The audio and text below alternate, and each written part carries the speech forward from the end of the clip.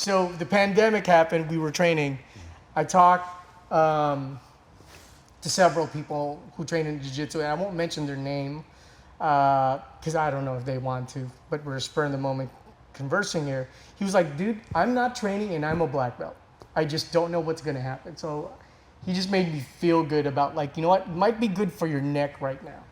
Because if you keep doing the same thing over and over, where it's train for a month, out 6 to 8 weeks, it may be a sign for you not to train yet.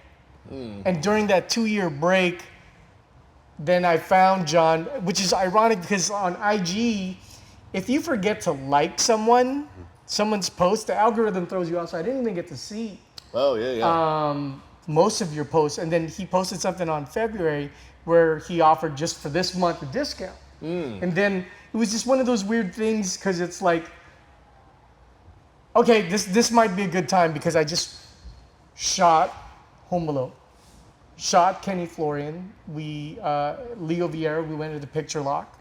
You know what, just persevered through it because I was so excited to do the training sessions with John at that point. And it was just a case of, it was now or never. I felt good. I took a completely 2 full years of no training, and then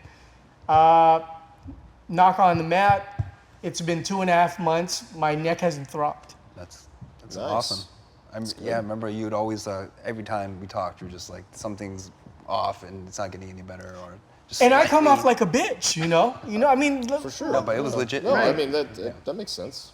Like the way it looks, right? Right. Because you are limited. There's only so much you can do, especially early on where you're pushing the boundaries, right? And it's really easy to go beyond that, and then you're hurt because that, of course you are, right? You're limited and you went too far.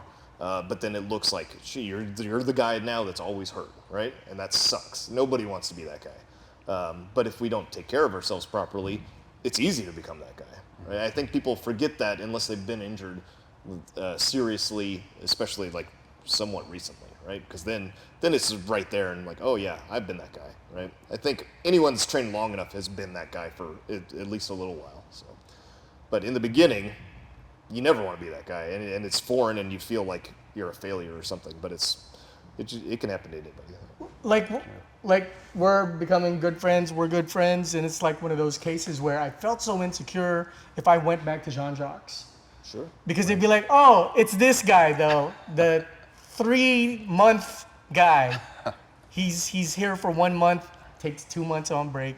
So I didn't want to deal, which I love Marcelo and them at the front desk, and I could imagine it would have been frustrating, but you had a different, how did you look at it then?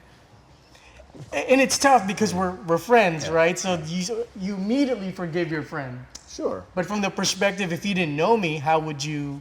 No, I was just, I just thought it was pretty awesome that you, even despite your injury, you made it out to train. You know, like a lot of people would probably just, take the easy road and just use it as, maybe use it as an excuse, or just maybe just take some time off and maybe go a different route. But you kept on coming back despite the injury, and always reminded me you're not to mess with this side. Right, because my shoulder was so bad, it was worse than my neck. Oh wow, that was okay. I remember you couldn't even do close guard. I think you couldn't even lay on your back, right? Oh. Right. Yeah. It was like a dilemma because I couldn't like hold my neck up. Yeah. But my shoulder was the one that felt the most pain.